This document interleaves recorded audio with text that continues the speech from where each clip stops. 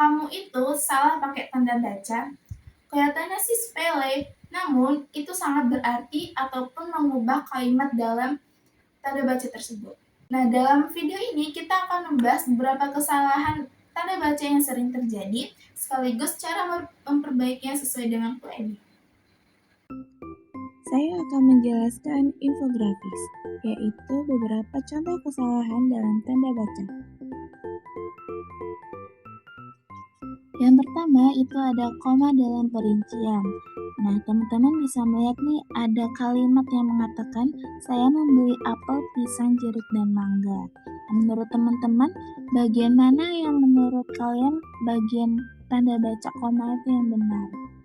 Nah, iya, di bagian yang kedua ya, itu karena tanda koma itu berfungsi sebagai pemisah antar unsur yang setara baik berupa kata, frasa, maupun bilangan. Lalu yang kedua itu ada tanda tanya. Nah, di situ ada kalimat yang menggunakan tanda titik dan juga tanda tanya. Jadi tentu saja yang benar itu kalimat yang menggunakan tanda tanya ya teman-teman. Karena apa? Karena sesuai dengan ejaan yang disempurnakan, tanda tanya itu dipakai di akhir kalimat tanya untuk membedakannya dengan kalimat berita ataupun pernyataan.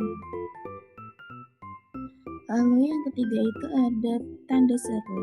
Nah, teman-teman bisa lihat seperti tadi, ada kalimat yang memakai tanda titik dan juga tanda seru. Nah, tentu saja kalimat yang benar itu menggunakan tanda seru ya teman-teman, karena tanda seru itu berfungsi menegaskan kalimat perintah, larangan, ataupun ajakan agar terdengar lebih mendesak.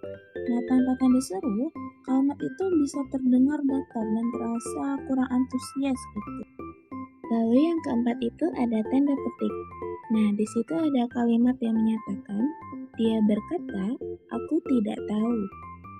Nah, yang kalimat benar itu ada di nomor 2 itu ya teman-teman. Karena huruf pertama dalam petikan itu langsung harus menggunakan huruf kapital.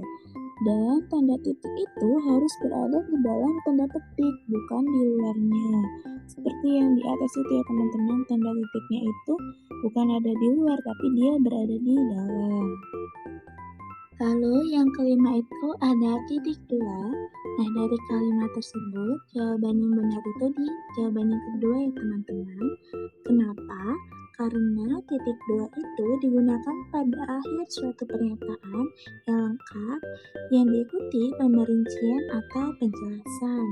Nah, pada perincian yang lebih dari 2 item, tanda koma itu harus digunakan untuk memisahkan setiap item sebelum kata dan.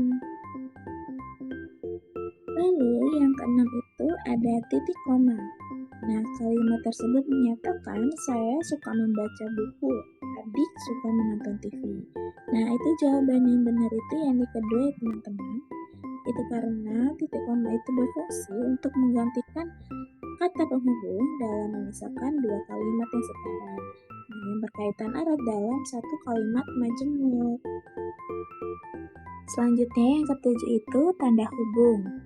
Nah, di situ terdapat kalimat anak-anak itu bermain di halaman. Di kalimat yang pertama itu tidak memakai tanda hubung, sementara yang kedua itu memakai. Alasannya apa? Karena berdasarkan QED dan EYD, tanda hubung itu dipakai untuk menyambung unsur kata ulang. Hal ini untuk membedakan kata ulang dengan kata tunggal ataupun majemuk yang penulisannya berbeda. Lalu yang kedelapan itu ada tanda elipsis.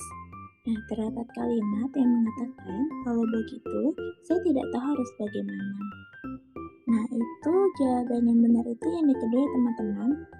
Ada tanda titik putus-putus begitu. Alasannya itu kenapa? Karena tanda elipsis itu dipakai untuk menulis ujaran yang tidak selesai dalam dialog ataupun kalimat yang terputus-putus. Nah, elipsis ini itu digunakan untuk menciptakan efek jeda dalam pembicaraan agar terasa lebih hidup. Setelah penjelasan infografis tadi, saya punya kuis interaktif untuk teman-teman. Nomor 1, kalimat yang benar adalah A. Saya belajar di rumah. B. Saya belajar di rumah. Jawaban yang tepat adalah yang B. Lalu yang nomor 2, kalimat yang tepat adalah A. Kamu sudah makan. B. Kamu sudah makan. Jawaban yang benar adalah yang A. Lalu yang nomor 3, penulisan yang benar adalah A. Dia berkata aku tidak tahu. B. Dia berkata aku tidak tahu. Jawaban yang tepat adalah B. Nomor 4, kalimat yang benar adalah A. Anak-anak itu bermain di halaman. B. Anak-anak itu bermain di halaman.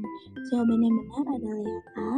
Lalu nomor 5, kalimat yang benar adalah A. Saya suka membaca buku, adik suka menonton TV. B. Saya suka membaca buku, adik suka menonton TV. Jawaban yang benar adalah yang B.